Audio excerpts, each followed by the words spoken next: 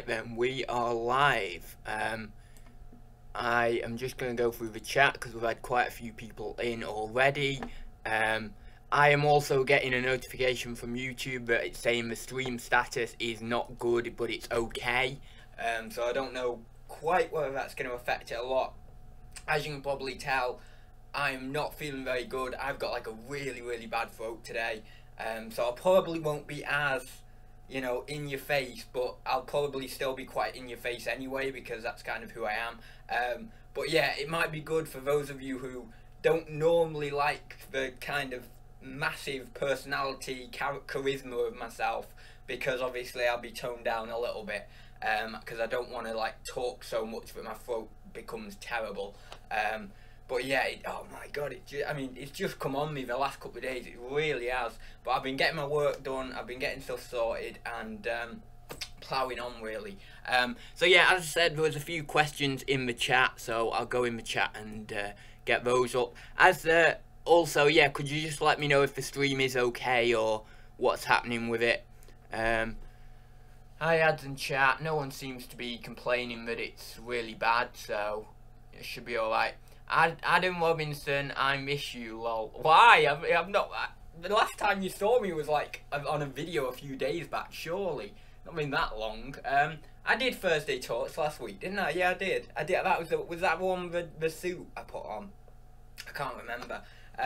But I've done quite a lot of videos this week. I've been trying, as I said about a week or two ago, I want to get back to doing a bit more content and being a little bit more professional with my content as well, and really diving into YouTube algorithms and seeing whether I can get the right thumbnail, title, tags and optimum video length to try and spark, not a viral video because I know that wouldn't happen, but certainly try to get a video to maximize its views in the first 24-48 hours, because I really do get a lot of passion out of YouTube and and I've heard a few of the big YouTube gurus or whatever you wanted to call them talk about this.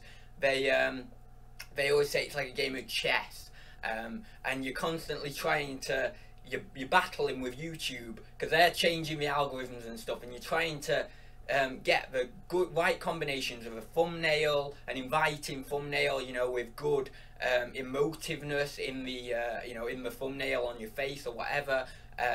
You want to get the right title in, the right tags, all that, and it's very fun to me to do that. So certainly I'm going to put a bit more effort into both my thumbnails and the professional quality of my videos.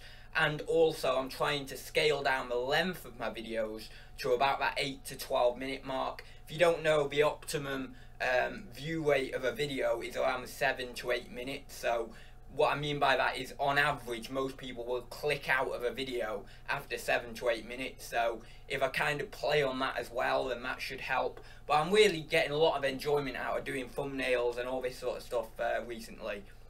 And it actually worked on my locked up video, the storage lockup video. Normally I will get about 300 to 400 views in the first 24 hours. That video got 600 or maybe even just over 600, so I was really happy with that. So it kind of worked on that one, and I didn't even really think of that thumbnail, you know, very hard or anything, so I was quite happy with that. That really was quite good. I was happy with the progress that video made. Right then, I'll go right back to the start of the chat because I know we had a few questions. I'm probably not going to be able to get through the chat at all today because obviously with my voice, and also you know how quick it is normally anyway. So we had Daniel Warren in first today. So Peter was in second, but he'd been beaten to the punch this week. We have Stu Mandry. Hi everyone, we'll try and hang around for this, but got posting, sourcing and sorting out to do. I totally know what you mean. It's crazy, isn't it? It's all go.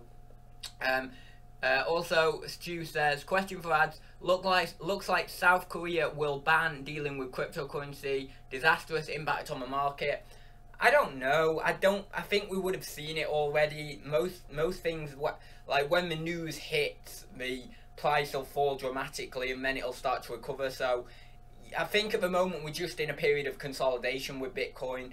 Whether it goes down or up, I haven't a clue after this, but judging by past data, then it should be going up, but we don't know. But I'm not going to get onto that. As I say, I'll talk about cryptocurrency in my cryptocurrency specific videos. UK Devil says, question: ads. I've recently discussed the power of selling through social media platforms. For example, Instagram. A lot of discussion at the moment about the huge impact local selling will have in the next few years. Please share your thoughts on social media selling and potential future it will have. Wow, that was a mouthful. Yeah, funny thing is, every week I don't get like a huge amount of questions on Thursday Talks, but it has to be the week where I'm getting loads of different questions when my voice is going. But anyway, it's sod's law, isn't it? So yeah, I think you are exactly right. I think it'll be, well, I don't know your opinion on it actually, but I'm assuming you think that also it will take over a bit. I think it will. I think that the general public, like the sort of free style of it. And what I mean by that is, like 10, 20 years ago, although I was selling on eBay about 10 years ago, I wasn't selling on eBay when it first came out. But from what others have said, it was very much like a Wild West, and there wasn't as much regulation, there wasn't as many fees and stuff like that. And I think that's what I'm talking about is that's the thing that people like, the general public. They don't want to be tied down with loads of fees. They don't want to be tied down with loads of regulations and rules. They just want to sell the item and get it gone. So I do think that, yeah, it is going to take over somewhat, and maybe eBay needs to try and follow that trend somehow, or adapt themselves to suit the new market. But yeah, I do agree. I think it will. I think it will take over somewhat, and I think that if Facebook goes about it in the right way, or other social media marketing platforms go about it in the right way, they could make it into a very, very efficient and very quick process to actually sell an item. And also, I do think that you will see some fees, like in the future on social media. If social media selling comes in even more of a big way, I think at some point they're going to put fees on there, but I think they're going to be minimal fees. Like for example on Etsy you have a very low selling fee and things like that. I think they're going to be more that sort of style of fees, and less like eBay sort of 10%, or Amazon, which is, I mean, I've seen my Amazon and FBA fees upwards of almost 40%. So it's pretty, it's pretty crazy really with that level of fee. So I think there will be changes, there will be adaptations, but I do think that, yeah, they will be coming in more and more over the next few years, and giving eBay a bit more of a run for its money. Right, I see that Ads has achieved the goal of getting a dungeon. Next step is a van with blacked out windows, and then somewhere to hide the bodies. Oh great, I know, I saw your comment, Dr. Doodledoo. I found that really funny, that comment. I have got, funny you should mention a van there. I have got a little bit of a big plan. Well, no, well, I say it's a big plan. It's really not a big plan, but I'm blowing it up there. But I will try and do a video on it if I can, because it's going to be, hopefully, it'll be a way to get some more stuff in the lockup. But I'm certainly redefining my sourcing strategy at the moment. Sorry, I'll have to have a drink. I'm certainly redefining my sourcing strategy at the moment, and basically getting some more efficiency with it. Oh my god, I tell you what, this is like the worst cold I've had in, I don't know, years. It must be, it really is. I mean, I was awake last night. I was awake the night before as well. I never usually wake up in the middle of the night. I'm usually just one of those who just sleeps right through, but it caught me by surprise, this one. So yeah, what was I talking about? So yeah, there will be, I am redefining my sourcing strategy, getting some more efficiency, and hopefully that's going to help me certainly come next winter, definitely, because I mean, it'll help me throughout the entire year, obviously, but certainly next winter, because when the car boots go down, you know, they're not around anymore. We don't really, after like October, November, they're really not worth bothering going to, and I think some of them do shut down as well. But then that'll really, when this lockup, both this lockup and my new sourcing strategy will come into their own, really, because with the lockup, if I can fill that up over summer from going to car boots and auctions and all that sort of stuff, then come winter, I've got a full lockup full of God knows how many £1,000 worth of stock. There might be, you know, cost price to me might have only been £1,000, but the actual amount of sale price in there might be 5-6 grand. You know, if I'm buying things really cheap from auctions and car boots, it's going to be a very, very good margin. So then I've got £5,000-6,000 worth of stock, plus the stuff I'm sourcing from auctions and charity shops over the winter, to just basically feed off. And then I've got my FBA stuff. My FBA stuff for Q4 will be kept here, and I'll be building that up throughout the year as normal, really. Although I'll be taking the premise off eBay sniping a little bit and trying to find FBA items for cheaper at car boots and charity shops and things like that, so that then I'm not spending £10, £15 to make £50. I'm trying to spend maybe £5 to make £50 shopping at car boots or charity shops. So that'll all be going on, and then I'll have a load of eBay stuff in there. So that will basically triple the amount of stuff unlisted than I had this year. And you might be saying, well, why do you want a load of unlisted stuff? The reason I want a load of unlisted stuff, especially for FBA, is because I want it all going off there, and I want to list all the stuff in my lockup October, November, and then really get, boom, you know, pile a load on both to Amazon and eBay. The reason I will be collecting Amazon FBA stuff here and not sending it in as the year goes on is obviously because of storage fees. But yeah, I don't normally, as of the last few months, I don't normally try to get an eBay backlog. It just kind of happens that way. Like, I'll just buy so much stuff that I just amass a backlog anyway, because that's just how it happens. I can't help but buy more and more stuff. But with this lockup, I am going to purposefully try and really make hay while the sun shines over summer in the car boots, and purposely try and get as much stuff in that lockup as possible for the winter season, where it's a bit, you know, a bit slower for the car boots, really. Right, I'll go down the chat now. I've rambled on that one enough. Just a load of people saying hi. The same the stream is good, so that's cool. We've got Kirsten in there, we've got Do-It-Yourself Lifestyle, So Damn Funky, Chelsea, Chris B, quite a lot of the usuals in there, Southwest Sellers. Cool.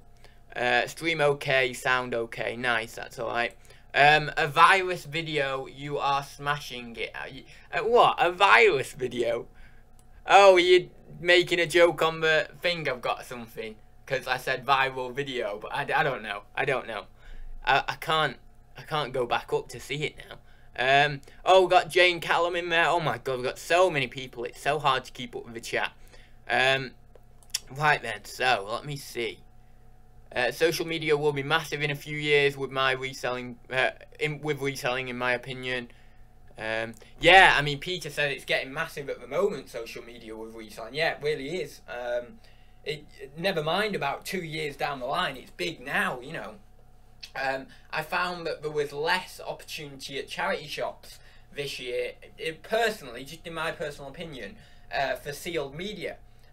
Well, sealed DVDs, sealed board games, sealed toys, all that sort of stuff. Again, that's just my personal opinion, but I do think Facebook has an impact on that. They're saying, you know, a member of the general public is picking up some item that they've had in the loft or whatever, or in the cupboard, and saying, oh, that's brand new and sealed, oh, I'll put that on Facebook, someone will probably have that. I feel that that's the mentality that's been definitely going on over 2017, opposed to maybe 2015, 2016.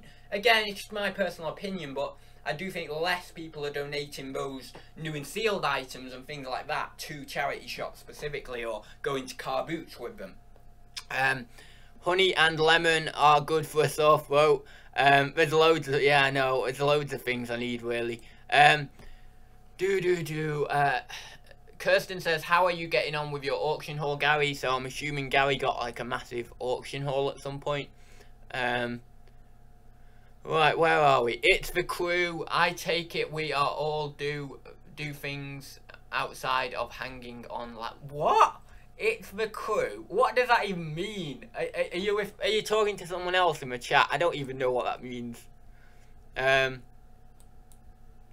Oh, there's something going on in the chat. They're just having a talking in the chat, and I took it out of context or something. Question from Adam Kelsey. Question adds, will you get some shelving in the lockup soon? Well, I had a lot of people say that to me, but like my plan, and tell me if I'm wrong with this, because I don't know. I mean, it's completely new to me. I got a lockup and I don't have any clue of what I'm doing with it, and that's excuse me, sorry.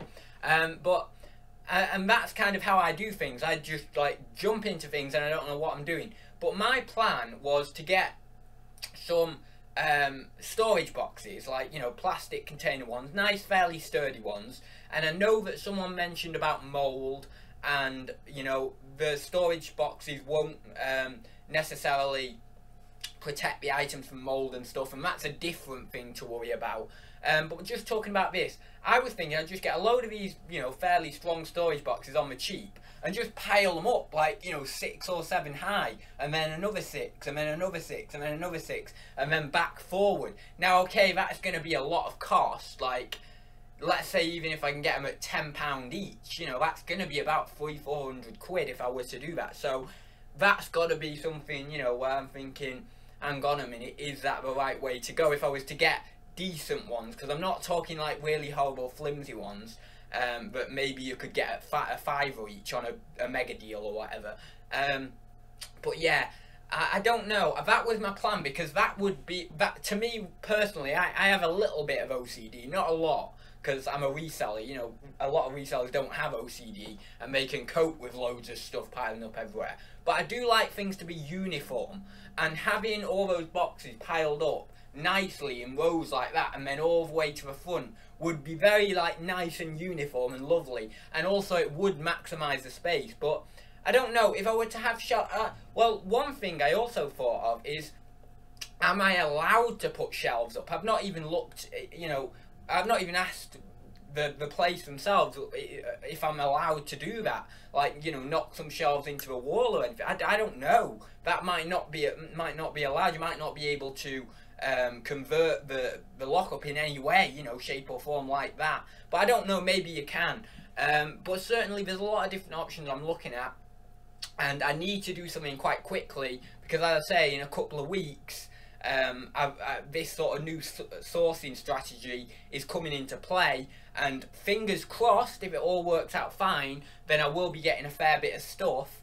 And if I've not got the boxes or the shelves or whatever it is to satisfy maximising the space in that lockup, then, you know, it's going to be kind of just a big old pile of mess in that lockup. So yeah, I do need to think of something. But as I say, I'd have to look into that shelf idea, because I need to you know, I need to talk to the people who own the storage place, or one of the, oh god, and one of the women there who was on the tills, or in the little office thing, to see if that would be okay. I mean, it probably is. It's probably just me being a little bit paranoid about it or something. Right, sorry, where's me little thing gone? Right. How's your cat, ads? Oh, the chat's just jumped again. She's fine. I think she's on the bed at the moment, actually. She goes out so much. I mean, she doesn't like, she only comes in at night, really. I mean, most of the day she's out, so she loves it outside. Because we were debating, well, I was debating with myself, actually, whether I should let her out, or whether she should be an indoor cat. And what was going through my mind was, because I was looking online and there was like statistics about outdoor cats and indoor cats in terms of how long they live. And if they're an outdoor cat, it said statistically they will live less time than an indoor cat. Now that doesn't mean to say biologically they're less advanced or anything like that.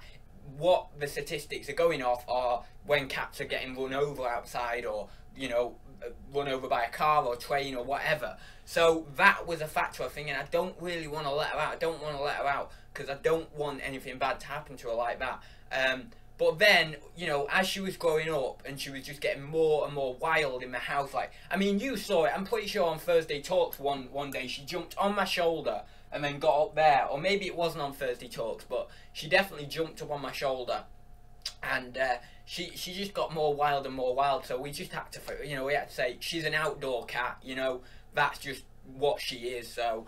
and around here it is pretty safe, it's not like it's out there isn't a main road or anything. So the only thing that worries me is we do have a train line at the back, so that is a bit of a worry. But I think, to be honest, she's learnt that the train is a bad thing, because obviously she's seen it going past, she's heard the noise, and every time when we let her out first off, every time she was hearing the train, she would just run back inside. So I think we've trained her quite well on that, or maybe she just trained herself. But yeah, so where are we in the chat? Oh, is Caroline and Phil in, or just Caroline in, or just Phil? May you do a live stream this evening? Oh, are you doing another live stream? Wow, you're doing a lot of impromptu live streams this week. Right, where are we?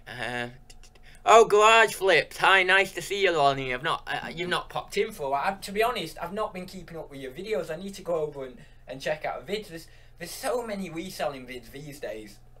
I can't satisfy my time with the amount of videos, that I'm watching on various different subjects. I just can't fit it all in. It's just, it's absolutely terrible, But yeah, I'll definitely go out and chat. Actually, you know what? I'll do it now. I'll click on your little 3 dots and then go to channel, and then I'll be reminded to actually see what you're up to these days. I've seen you post on Instagram of selling various different things. I saw that post on Instagram you did about them bottles. I need to have another look at that, because what were you selling them for? Like $200 or something? I couldn't quite work out the post, but that was crazy what I saw. It was weird. Right, where are we in the chat? Where are we? Can't see anything else, I don't think. Yeah, talk to me about a new PC, Adam Robinson. Why do you keep referring to my full name? Well, it's not my full name, but it's nearly my full name. You're just missing out my middle name. No one even knows my middle name on this chat, I don't think. Well, I hope you don't, but, because that'll be like my only secret. But, if people knew my middle name, that'd be it then. Oh god, the throat's getting a bit bad now. I don't know how much longer I can stand talking, but yeah. New PC. What I'm doing is I'm pulling my profits out of cryptocurrency to pay for my PC with cryptocurrency, and then I'm gonna film a video on the I'll film a video when the PC comes, and I'll be like, I bought this PC with cryptocurrency. So that's what I'm doing. So I'm pulling out some money. Hopefully I'll get some money for my birthday as well. I might put a little bit of money, my birthday money, into it, but I want the majority of the computer to be paid for with cryptocurrency profits, because that'd be really cool. The computer that Bitcoin bought or something, I'll put as the video title.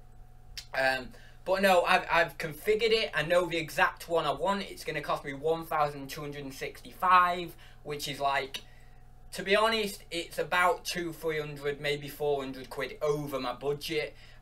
So, I have to factor that in with regards to, getting that money and stuff. As of right now, I could buy the computer right now. I want to highlight that. I could buy it right now, but that's not what I do.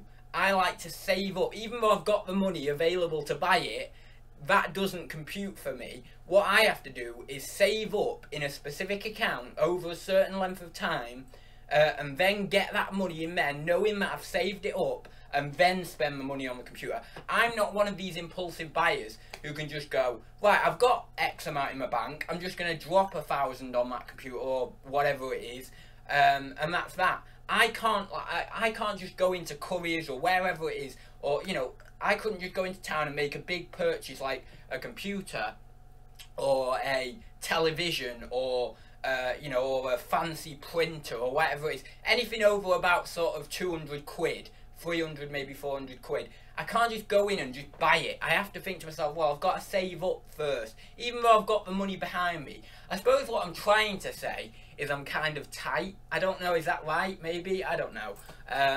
But that's the way I like to look at it. So I'm saving up first in a specific account, in my personal current account, and then I'll actually buy it. But I like to separate my monies out and make sure that I'm saving up specifically for this one thing.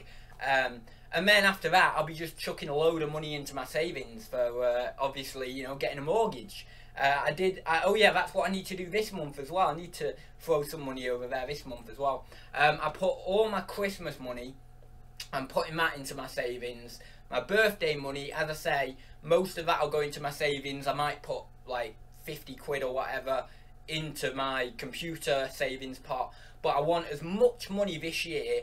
My goal, my one focus this year has got to be whacking as much money into that savings account as possible and really building that up to either get a mortgage, or if I can do it over the next, like, it would probably take me like 10 years, but if I could do it, it'd be really cool if I could buy a house outright. Now, you've heard me say it here first. It doesn't mean I'm gonna do it, but I just think to myself, like, what is the best route for me to go down? Is it get a mortgage and have the mortgage looming over me, or is it stay at home for a few more years, trying to build up some more wealth to then just either buy a house outright or buy like 50% so that then I don't have loads of a mortgage hanging over me? I think that if I'm 30 years old and I can have bought my house outright because I had the foresight to stay at home for a little bit longer and obviously compile all that money into savings because I've got not many bills, and buy a house outright, then what I do is I have kids at like 32, something like that, and then I've not got a mortgage. So yes, I've got kids, and that's going to be a monetary drain, but I think that's where I want to be, because for me, I don't want the I just don't want the I don't know what you'd call it, the weight, like, you've got a load of weight on your shoulders, with a mortgage. I don't want that. I want, for me offset, I want to put myself in a position where I'm like, I've not got that weight, I've not got that pressure. And although it would take me it would take me quite a while longer, and it would mean I'm sacrificing my independence to stay at home a little bit longer, but I think that in the long run, financially, that would help me like way massively, because then by the time I'm in my 50s and 60s, because I've paid my mortgage off so young, or I've just bought a house outright so young, I could then be building up investments for my pension in my late 30s, 40s, 50s and 60s, and then by the time I retire, God knows whatever the age will be, at that point I'll be like, yeah, I've got a good amount of money built up, and I don't need to be worrying about money in my old age. I can have some nice food, if I want some nice food. I can go on holidays or cruises or whatever it is in those sort of autumn of years, and I just feel like I'm trying to look at my life as a whole, as like a timeline, and think to myself, in my timeline of my life, in terms of my financial life, what are the best steps to take first? What are the best things to tick off the list first? I think first has to be a house. Then you can start to save some money for investments and things like that for your later life. And also then after you've done the house, you've got your kids, which are a financial burden anyway. So I think getting that house ticked off first has got to be my priority really at this stage of my life. And I've now got to the point as well, which is a really nice point to get to, where I was when I was younger, when I was maybe like 17, 18, I was thinking to myself, there's no way I'm going to be able to get enough money to support myself by myself, in terms of without another partner or whatever, putting some money to the house or whatever. and then moving in together and starting a life together. But now I'm actually comfortable with my ability to make my life on my own, in terms of not necessarily that I would live on my own and be on my own and be like a bachelor or live a solitude life like that. But what I've been trying to prove to myself is that I don't need anyone else to give me money or to improve my finances to sustain an independent life on my own. So I feel much more comfortable with that fact now. I feel like I'm starting to get there, and that I don't need anyone else, even, you know, someone else like a partner, to come on board just so that then we can get a house or we can make a life together. I can do that on my own financially. You know, I'm financially comfortable, or I will be financially comfortable to be able to do that myself. So yeah, I don't know. Anyway, I'm just rambling now, so we'll get on with the chat. I'll scroll down the chat. It'll have jumped again, I'm sure. Oh my god. God, tell you what, there's a lot of chat here now. Wow. Ads, if you have the money for a deposit, get it now. The longer you wait, the more. Oh yeah, I didn't think about that actually. Yeah. Bum Crack Picker says, he said, oh god, I'll have to go back. I'm losing my memory. It was only a second ago, sorry. He said, the longer you wait, the more prices increase. Very true. So if I were to wait like 5, 6, 7, 8 years, saving up that money, I might not have got to the, although I'll think to myself, yeah, I'll have got enough, I might not have got enough, because by that time it'll have gone up even further. So yeah, and also with the fact that population is increasing over the world and stuff, then prices are probably going to be going up anyway, even faster because of that. So yeah, I don't know. Yeah, that's something to think about as well, actually. You're at the best stage for saving, so make the most of it as soon as you have your own place. It's bills, bills, bills. That's the point I'm trying to make. I want to get into a point in my financial life where I don't have the stress of all the bills, or if I do have the bills, I know I can pay them and more. So that would be the point of me trying to save as much as I can to buy a house outright, so that then I can tick one of those massive bills off. But as Bum Crack Picker just stated, is that going to be possible? I don't know. I don't think so. Maybe not now, because of prices increasing with time. The more I'm saving, it's just the house price is getting further and further away, higher and higher. So I don't know, it might just be easier just to go down that deposit route, get a mortgage, and then get paying it off from there. But then I've got other things to consider with the house, like, you know, lighting, heating, water, all that, you know, God knows how many other different things, you know, all other manner of different taxes that I've not even looked into yet, you know, loads of different things. So yeah, I don't know, but I am looking into it quite a lot. Terraced house in the Right Valleys here in Wales, 50k. Is that it? No, sorry, I shouldn't have done that. Oh god, my voice hurts now. Oh, I need to calm down. Oh god, tell you, bad. I'm not trying to moan, by the way. I am trying to be positive throughout my cold, but it does hurt as well. I tell you, this, as I mentioned before, this is like the worst one I've had for a while. Yeah, well, if it's like 50k in Wales, God, I just moved there. I mean, you could do that easy. 50k is like easy, no trouble. I mean, compared to like, you know, 200,000 or something like that, you know. I mean, to get the place I want to live, there's two places I want to live in Cheshire. There's a place called is it Mobley? Yeah, Mobley, I think it's called. It's not far from me. I think it's Mobley. And it just doesn't sound right now saying Mobley. Is that right? I don't know. Or the other place is Lim. Now, they are both, well, Mobley definitely. Is it Mobley? I'm just going to type that in one sec. That just doesn't sound right. Mobley. Is that right? Cheshire. Yeah, it looks like it's Mobley. One sec. Mobley.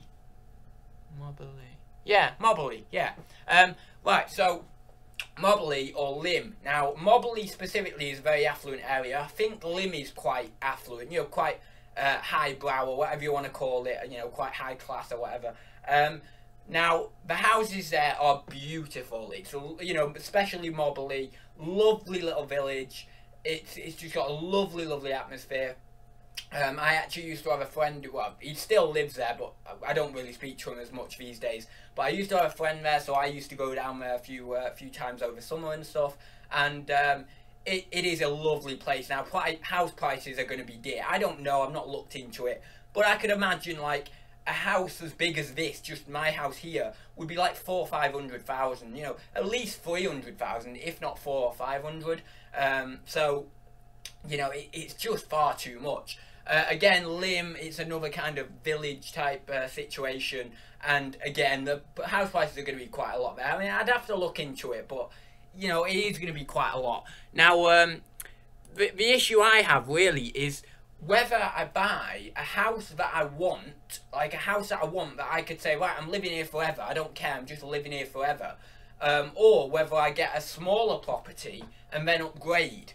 But I don't see the point in upgrading, because let's say you're going to live there for 5 years, you know, 10 years or whatever.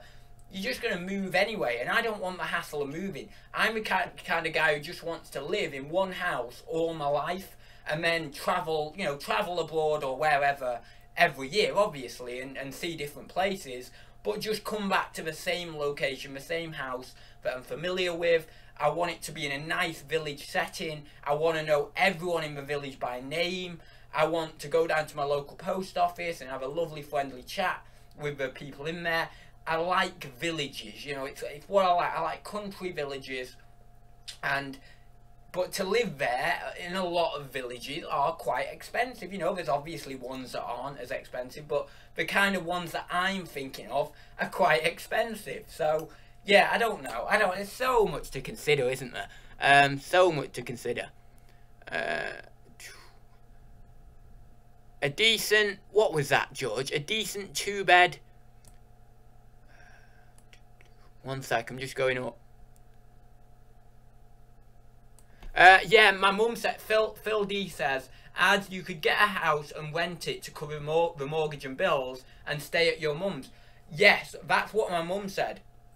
She said you could do that for a few years, and then you can stay at home, you can rent it out, cover the bills or whatever on that other house. Then you can be building up some money while you're here anyway, for a few more years, and then let's say maybe like 28, 29 move out properly or something. I don't know, but yeah, I mean, that's certainly an option as well.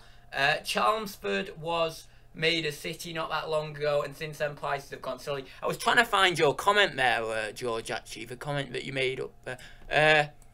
Where is it? Oh, a decent 3-bed house for us in Chelmsford is at least 280,000. Wow, that is crazy. It's a great place to sell up in expensive areas and move to for retirement. No work but cheap housing. Where are we? 13 listings completed. Value 200 plus. That's a good one, Gary. Normally you normally do about 8 or something, do you? I don't know how many you normally do actually, but Bumcrack Picker says, how have I got rid of the cabinet yet? I'm still waiting to be inside. I can't let go of the cabinet until I've tried it inside. I want to try it inside.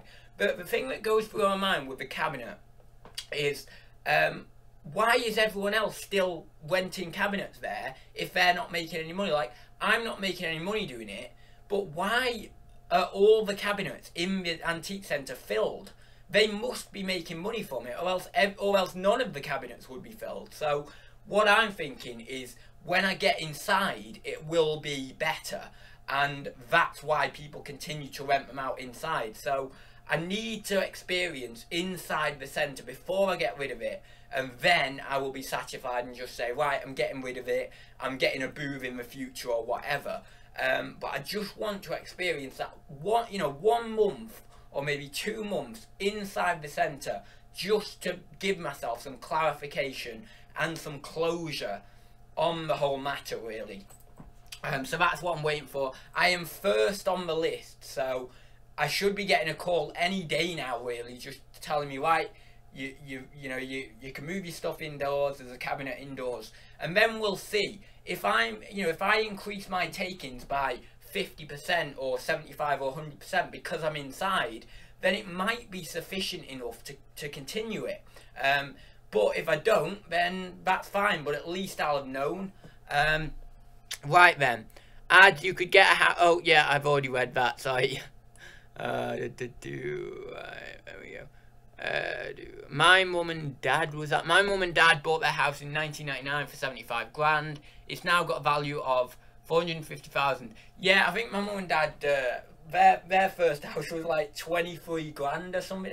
It was really low because they bought their first house in, I think it would have been about, I want to say about 88. I want to say about 1988 because they got married in 88, in October of 88, and I'm assuming they bought a house around the same time, but I don't know. It was definitely prior to 96 because I was born and then they moved, and they had been in that previous house quite a while.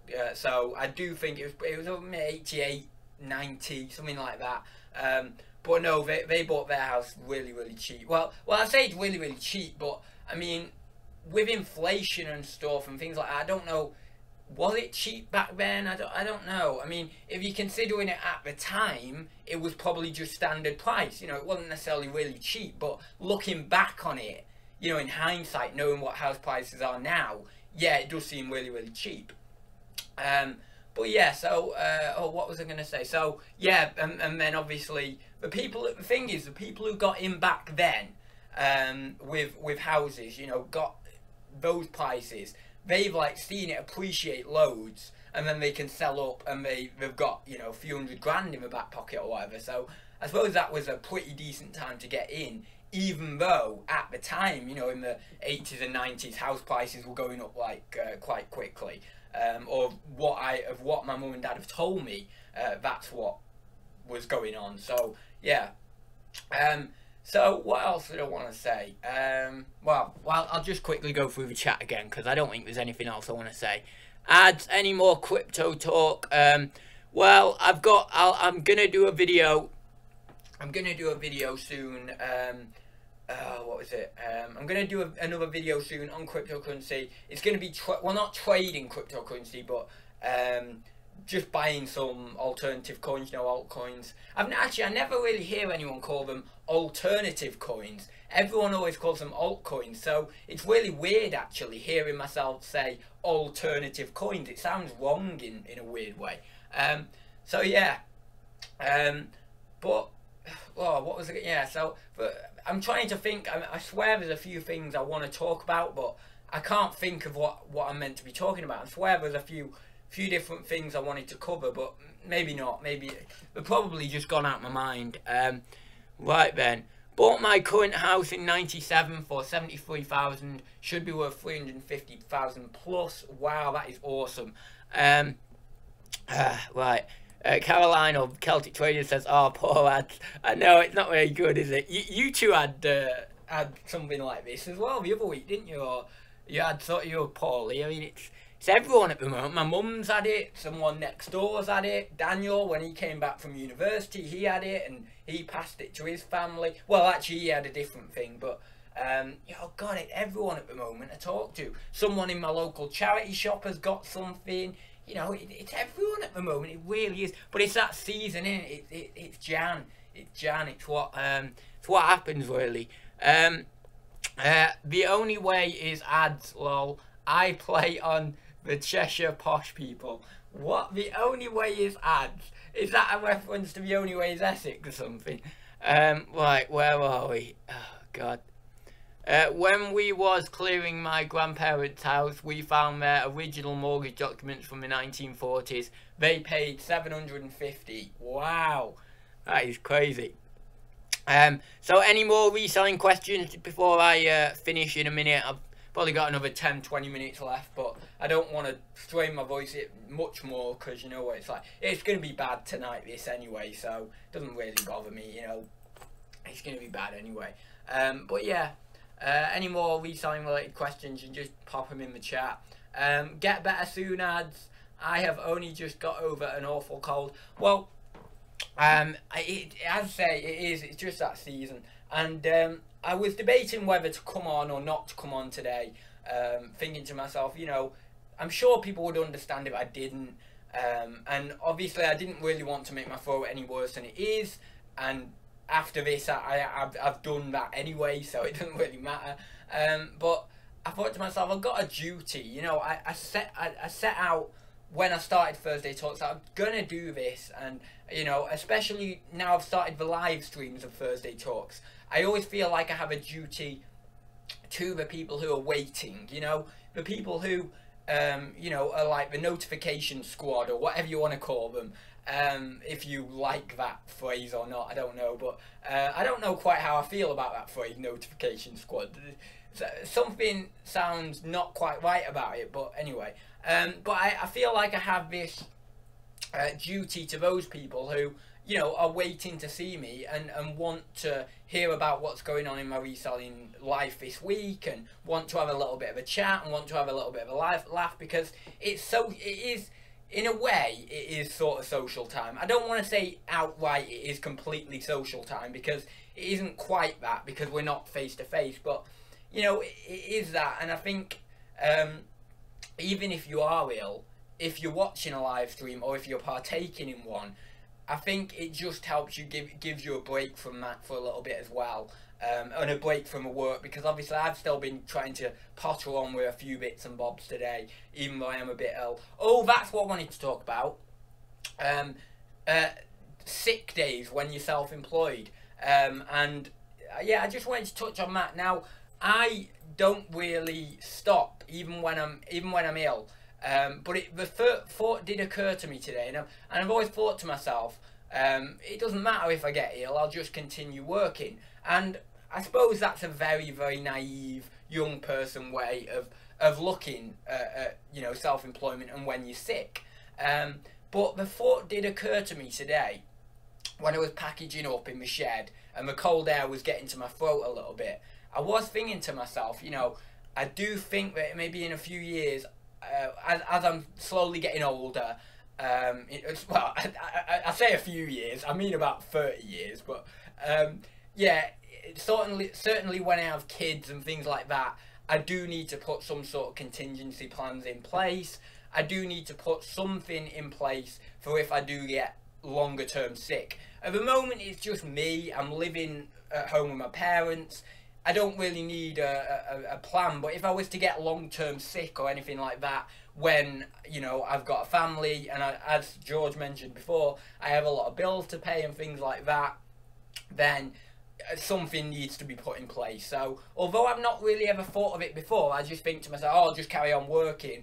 The thought did occur to me today, that actually I do think maybe in the future I need to put some sort of plan in place, just in case, you know, not for my well-being, but for, you know, whoever I'm supporting at the time, for their well-being and the continued paying of the bills, really, basically. So yeah. Oh God. All right. No such thing as sick days when you're self-employed. Very, very true, Kirsten. Yeah, there's no. And as I say, that's what I've thought, you know, for so long. I thought to myself, I just get on with it. Now, when I was in high school, I used to try and skive a lot. I would skive, well, I say a lot. I wasn't a bad kid or anything like that. Well, I don't think I was, but I would try and get out of it. Every now and then, I would try and get out of going to school, like a lot of kids would do. And there got to be a point when I was in about year 9, I'd say, and I stopped that mentality, and I was like, I'm going in when I'm really sick. I'm just going to go in, because I was trying to flip my mindset and trying to think to myself, well, how cool would it be to like battle on, even if you're like really sick, you still go in, you still show your face, you're still there battling through it, even though you might be feeling pretty terrible. And now it's become like a really a battle mentality, if you like, where in some respect, you could say I even talk to my illness and face it head on and think to myself, right, I'm beating you, and I'm being consistent, and I'm gonna keep doing this work, and you're gonna be blown to hell or whatever. That's kind of my I know it sounds very odd, but you know what I'm like. I'm a very odd guy, so for me, I suppose it's not that odd, but yeah, that's the kind of mentality I have now. I'm like, I'm getting up, I'm getting out of bed, and the other thing is, if you stay in bed, right, opposed to doing some work, and let's say you've just got a cold or something like that, you know, it's nothing major, because this is pulling aside any major illnesses. You know, I'm not talking about major illnesses. That's a separate story altogether, what you need, you know, some serious treatment for. But let's say you've got a cold or something like that, then the way I look at it, you can stay in bed, or you can get up and you can do something. If you stay in bed, what will happen is it'll go through your mind, and you won't be occupying your mind, and you'll start to be thinking, oh, I'm ill, I'm horrible, and that'll make you worse because you're thinking about it so much. And you're just watching TV and lazying about. But if you get up and you do things, and you come on here and you talk to people, or you know, I sort some stuff, or I do some packaging, it focuses my mind and it gets me through that illness, and it helps me through it. So yeah, I don't know, it's just my sort of thoughts on the matter. I imagine a lot of other self-employed people will feel the same and have that sort of mentality of just keep going for as long as it is worth you doing so. Obviously there has to be a point where you think to yourself, right, I've got to go and see a doctor, or I've got to, you know, I've got to get my health right before I can continue with my business. There's got to be that point. But certainly with just the minor things like colds and stuff, I think a lot of self-employed people will share that mentality of just keeping going. Right then, I'd go and take some honey, honey and lemon, and take 5. Yeah, I will. I need something like that, to be honest. Right then, I'll say bye in a second. We're not quite at the hour, so I'll give it another few minutes, but then I will say bye. So if you've got any other questions, last minute questions, then please do pop them in the chat right now, and then you will hopefully have yours answered by the time the chat ends. Where are we?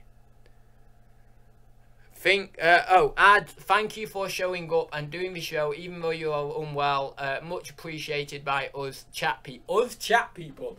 Oh, that sounds really degrading of yourselves, as like us chat people. But no, it's quite alright. As I say, I needed to do it. I needed to get on, because I do feel, as I say, that I have a duty to the people who show up every week. I mean, they show up every week, and I'm sure there's been most of you guys in the chat from time to time. Maybe you've been ill while you've been watching Thursday Talks or something. I'm sure there'll have been a handful of you in the chat who have participated even though you've been ill. So just because I'm a person who's actually talking on camera doesn't make that any different for me, you know. But if there's any major illness in the future, I will go on that new, is it new, the YouTube community tab? I'm not sure whether it's new, but I'll go on that YouTube community tab and I'll type out a message for you guys to let you know, and I'll probably snap a little selfie as well, and then obviously you'll know that, you know, I'm okay, but I just can't particularly do Thursday Talks on that day. But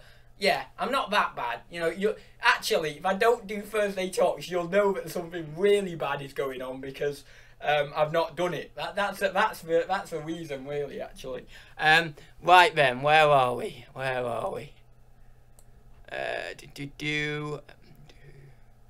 Cool. Caroline will be 4 live streams today. Nick, Jay, then yours. Wow. Well, is it Jay and Callum are doing a live stream today? I need to go and check out their channel. What? Oh, Nick. Yeah, Nick will be doing his guest slot or something today. So what time's your live stream, Caroline? And what times? Well, Nick's will be at like 6, won't it? So I'll probably watch that. We are the chat people, viewers, followers, but not stalkers. No, you're definitely not stalkers. I wouldn't say that by any means. Bye, people. Got to get back to work now. Okay, thank you very much for joining us, Stephen. Oh, bloody hell, he's got it. Andy's got it. Yeah. Andy Robinson said, it's William. I'm assuming you are referring to my middle name. Yeah, that is it. How did you find that? God, I bet you've been looking for half the chat, haven't you? I bet you've been half the video. I bet you've been looking on Facebook or whatever trying to find it. How many subs do you need to have to get this community tab ads? I don't know. Do you need? I don't even think you needed many, like, or any. It's just like it's just where you go in. I don't know how you access it actually, but you know when Caroline, right? Caroline, Celtic Traders in the chat. She does, like, she types out a little message, and then it comes up on your YouTube feed on, you know, like on your phone.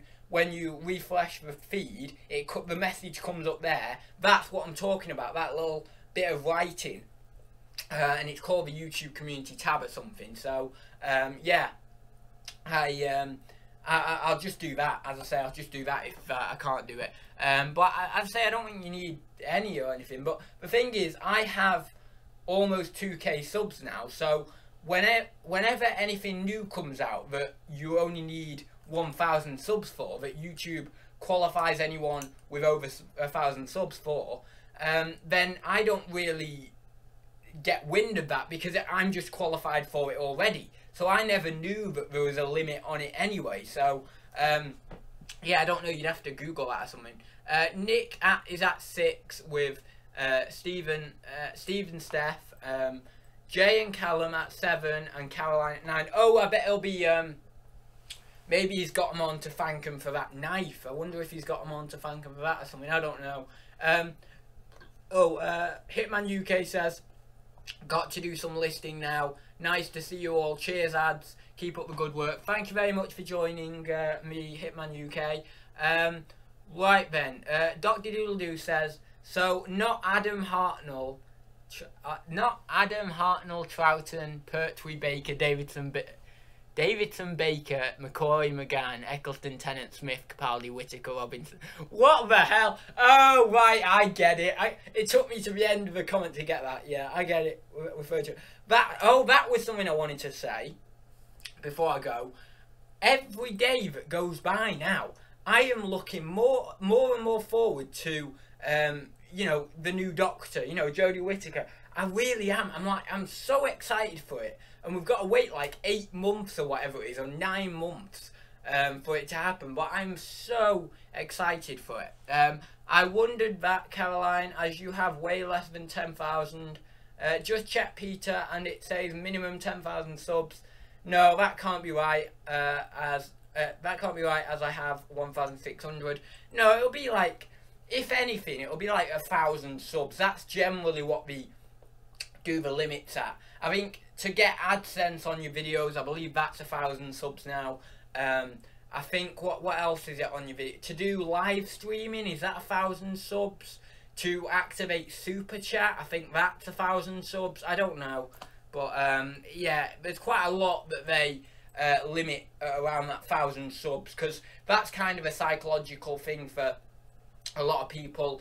You know, a lot of people want to get to 1,000 subs. That's a big milestone. So I think that's maybe why they do the limits at 1,000 subs. Right, anyway, I'll leave it there, guys. Thank you for joining me, as I've mentioned, and yeah, I will be back with some more content in the near future.